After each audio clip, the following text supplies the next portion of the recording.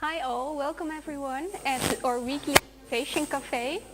Unfortunately, our speaker couldn't be here herself tonight because everything is open now, but unfortunately we still live in strange times. So Anouk is at home, but she's still joining us online. And she will tell us something about regenerative housing and how the Embassy of Water has a vision on this and how they see this in the future. Anouk, the floor is yours. Thank you, Lydia. I hope you can all hear me well.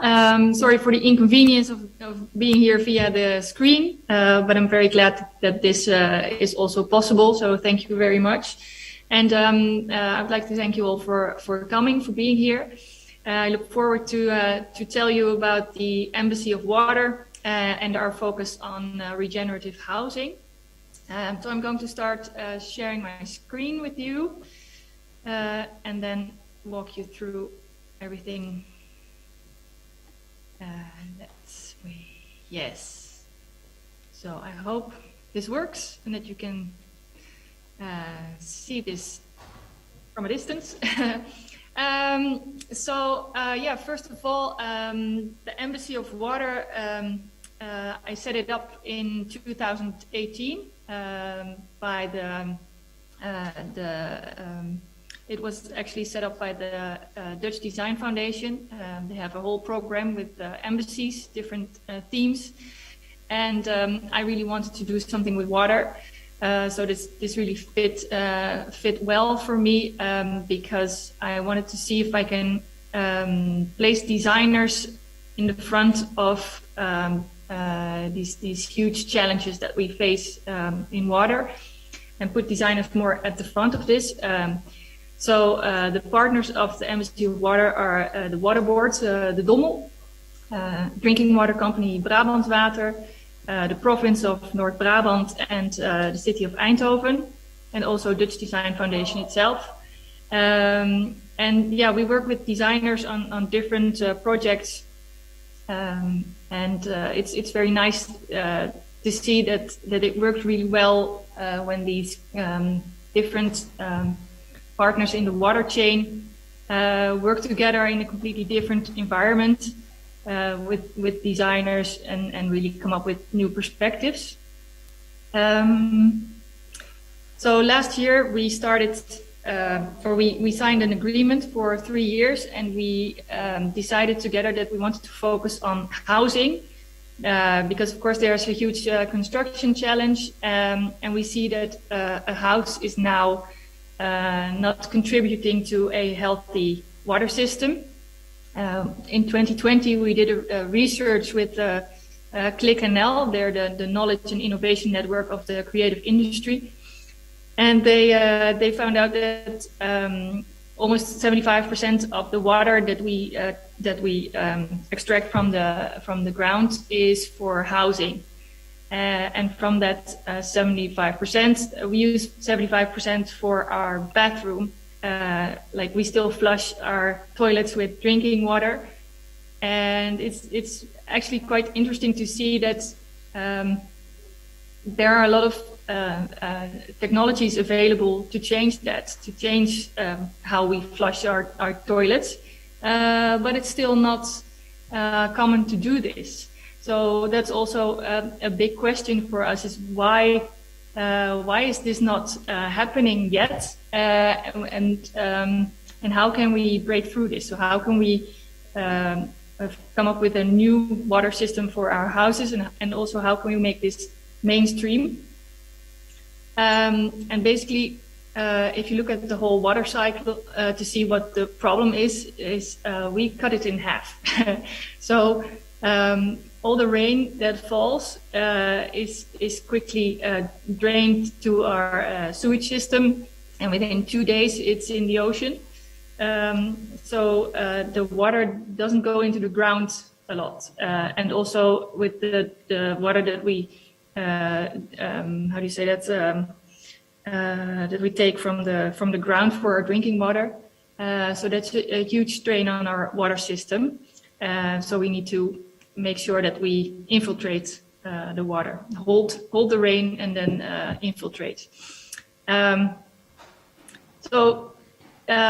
is basically the practical side of the water transition that we're in. But I think it's also very important to look at the more fundamental side of this water transition, which is the relationship that we have with water and how we look at water. And each year we ask someone to represent water, so that water is actually at the table, and we listen to this voice of water, which really helps us to no longer see water as a product, but as something that we can work with and listen to. And I think it's really important that we put water first for a change. So the things that we want to design, we design them for water and not for ourselves or for our own needs. But what does water need? So yeah, it's very interesting to see what happens in these conversations or these design projects if water is at the table. We started the theme last year with water cohabitation. So living together with water. What does that mean? Because if you want to change the water system in a house, I think you really need to ask yourself first, what is our role in this water system? What is the role of us humans? And go from there. So we had two designers work on a project with us. So these designs, we do them in collaboration. We work on it together. And they came up with the idea of water reciprocity. And they made this wishing well where visitors at the Dutch Design Week could make a wish for water. And we had these questions like, what would water wish from people? Which was really fun because people who came to the installation were like, yay, I can make a wish. And then we said, no, you have to make a wish for water. And you just saw them really change their perspective of water and really thinking about, okay, what would water need and what can I basically give to the water. So in order to regenerate, we need a reciprocal relationship with water, and we need to give and take, and not just take. So really think about what can we give the water to make it healthy again. So from water cohabitation, we went to regenerative. Because if you look at sustainability, most of the time sustainability stops at not making a negative impact, and we want to ensure a positive impact so that we can restore the system. So I think it will be very interesting to see if you can actually make a home in such a way that it contributes to a healthy and resilient water system. And what is our role here at the Embassy of Water? I think we can inspire and we can show people that it's possible. With designers, we can make beautiful perspectives. And also discuss these obstacles that are there and maybe take them away to make sure that new things are becoming mainstream. So first, we need to know what good water is. We need to understand water better. And we have actually forgotten what water is. I think we used to know much better than we do today. And we probably rely on science a lot to tell us what is good water or not. If we look at science, if you take a microscope and look at water really closely, then you can see that water that comes from a mountain spring, like water, how it should be in its original state, has these molecules that are in a beautiful hexagonal structure. So this structured water is actually the most healthy water, most vital. So if we want to regenerate, I think we need to heal the water back to this original state. And I've learned this from my graduation project. This was already 20 years ago, but I designed this water carafe because I read the articles of Victor Schauberger. He was a scientist from Austria, and he knew a lot about water and how it flows in a river. And he explained this vortex motion and how important this motion is for water. Like if you look at streams and rivers, you constantly see this vortex motion, and that's basically how water keeps itself healthy. So water has a very very good way to sort of a good self-healing ability. And if we can make sure that the water can keep this self-healing ability, then I think we're on the right track.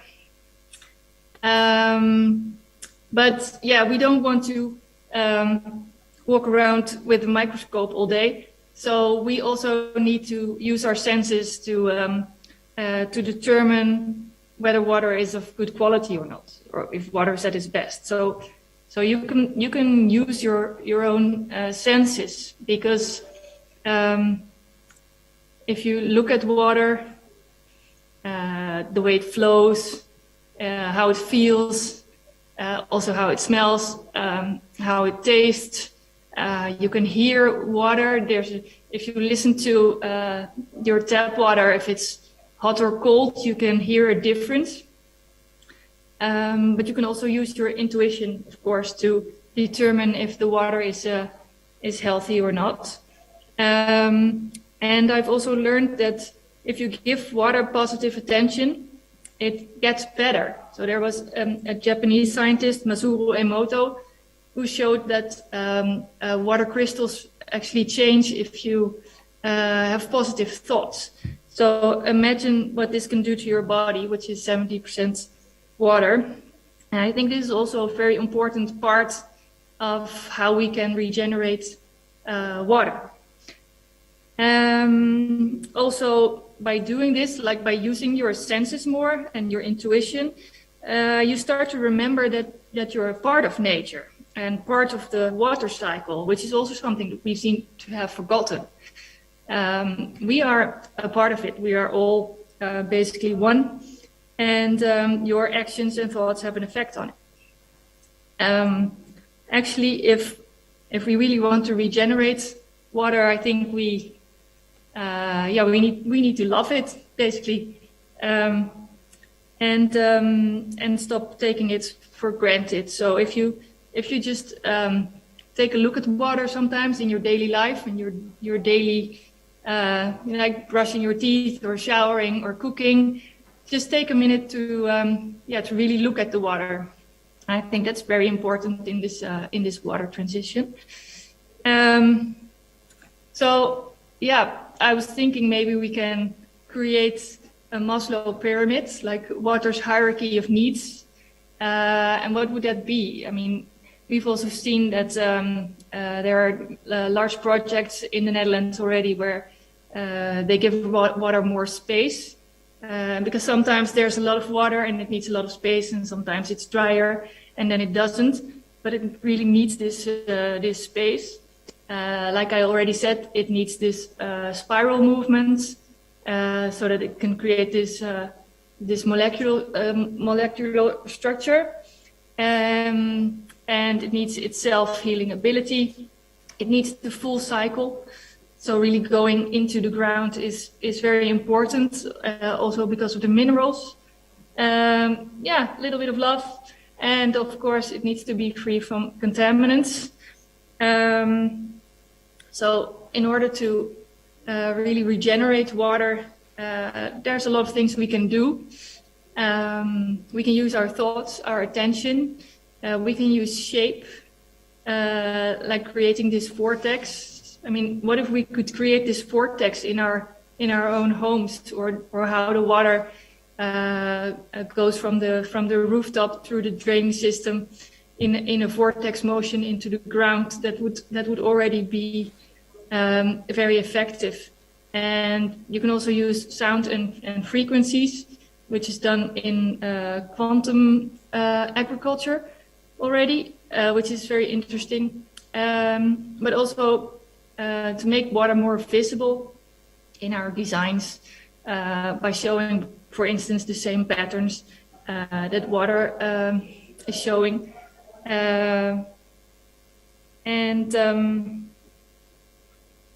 If we look at the basic principles, if we of course want to make it more circular, we look at how we can borrow water from the water cycle. Is it possible to just use so much water without disturbing the water cycle? And then if we reuse the water over and over, or even create new sources, that would also mean less disturbance of the water cycle. And then if we give it back, we have to make sure that it's even cleaner than how we took it, and then make sure that it goes into the ground, and also be grateful for it.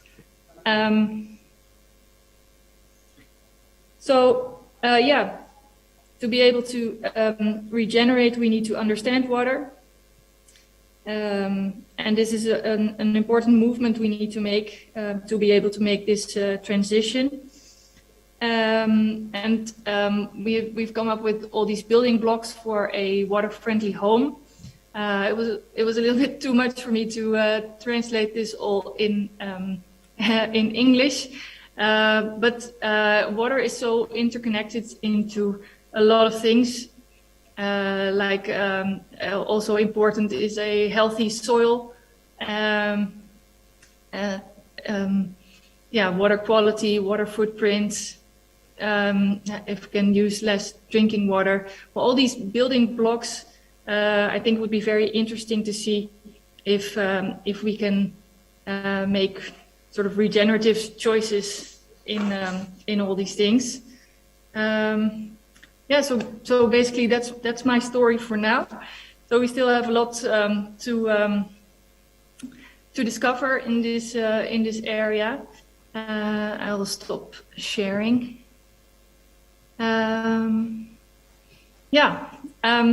For this year, we are looking at 3 different paths. So first, we are going to do an inquiry of how how a building process goes, and all the stakeholders that are involved in it, to see where these how do you say that, where the blockage is. So then we can also see the opportunity spaces where we can make changes. We're looking for partners, of course, like housing corporations and developers, to work on experiments. And another thing, of course, is to keep working on this regenerative idea, and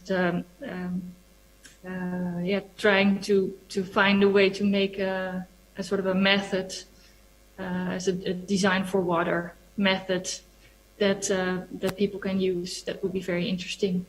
So that's my story basically. So I'm interested to hear what you think, or if you have any questions. Thank you, Anouk. Are there any questions from the audience? Because I have a mic here, so I will run up and down so Anouk can actually hear your questions. Does someone have a question?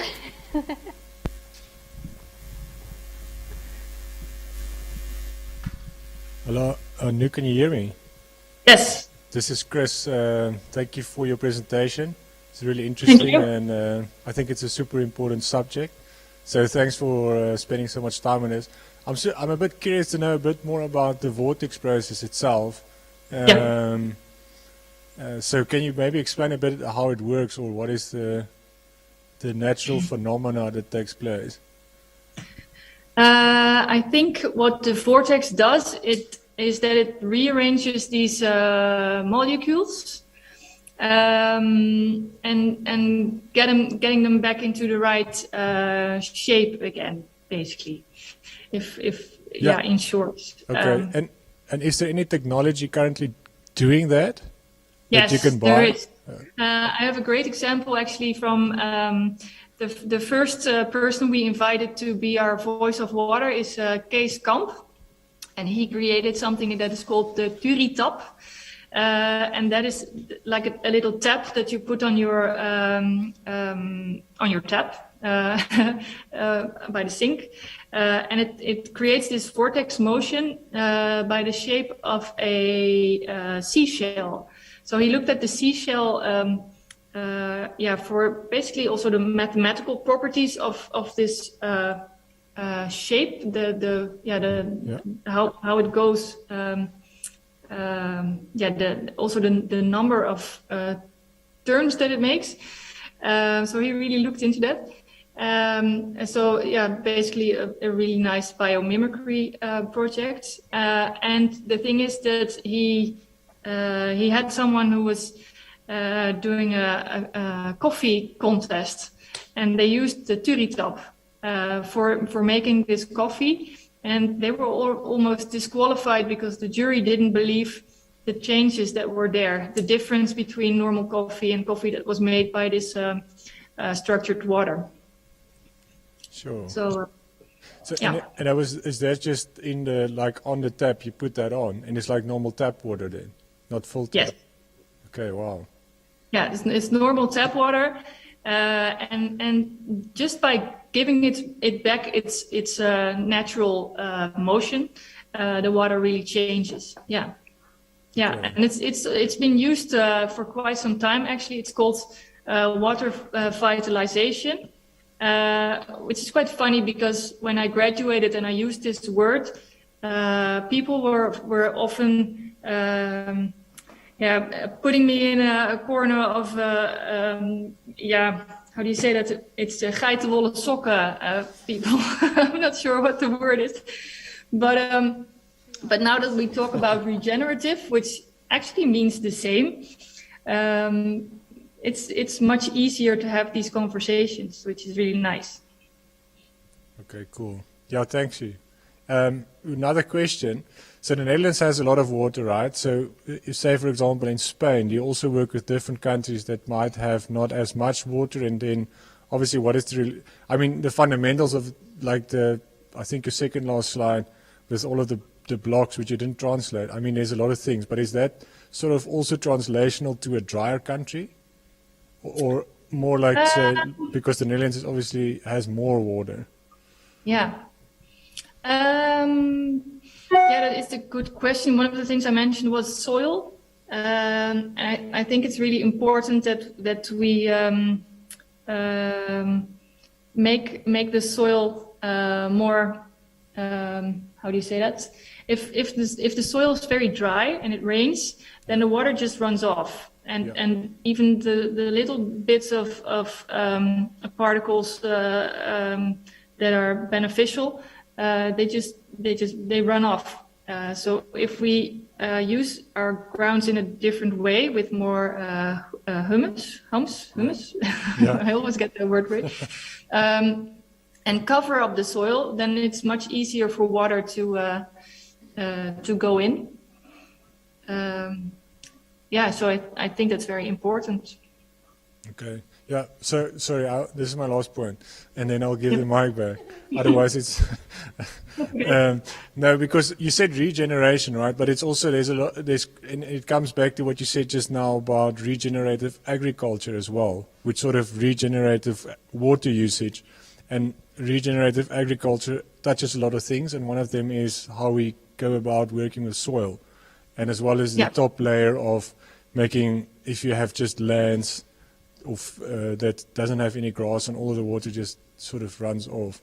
So anyways, that was just my last point. So interesting stuff. Thank you. Thank you very much. Thank you. We should bring you in touch after this talk. Is there anyone else having a question?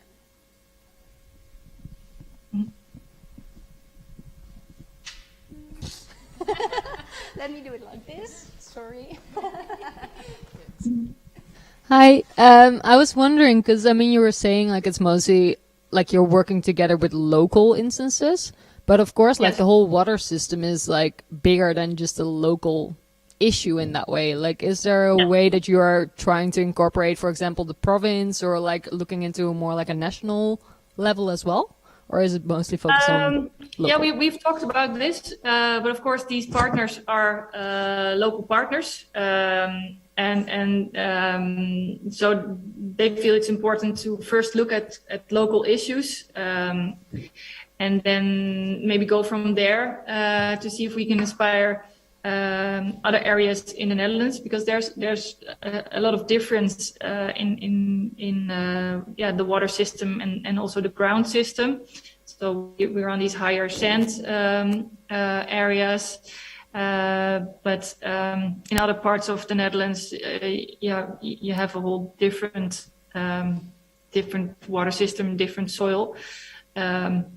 So yeah, I think I can understand why we need to address this local area, but it's of course it's very interesting to also look wider and also get experience from things from all over the world.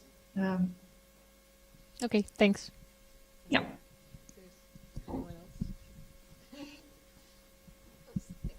Are there any other questions for Anouk? No? Okay. Well, I'm at the design house. This is where we hold our offices and also have exhibition space there. So if you're interested, just please stop by or contact me, and we'll talk further. Is there an exhibition at the moment going on? Not yet. I think we're going to have an exhibition in June, to the end of June. With the results of the inquiry that we're starting now about this building process and about the different perspectives on regenerative housing. So that should be from I think the last week of June, starting then, and then probably staying there until the Dutch Design Week, and then of course we'll have a whole new exhibition again. Okay. Well, sounds nice. We can find that, I think, on the website from the Ambassador of Water, right? Yes. All the dates and the... Okay, perfect. Well, Anouk, thank you for being here tonight, even though it was digitally. You're more than welcome all in the room here to join us at the bar for some drinks. Next week we have Charlotte Kuipers, who will talk about the use of building air castles. And if you want to stay longer after drinks, please feel free to join us at the meetup table, where we serve a main dish for 1950. Enjoy your evening. Thank you.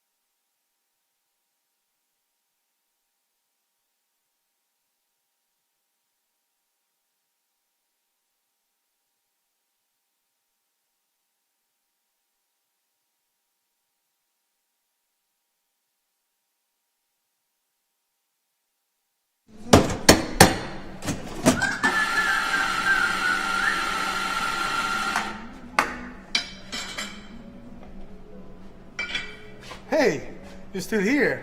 So you like the video. If you want, subscribe and click the bell.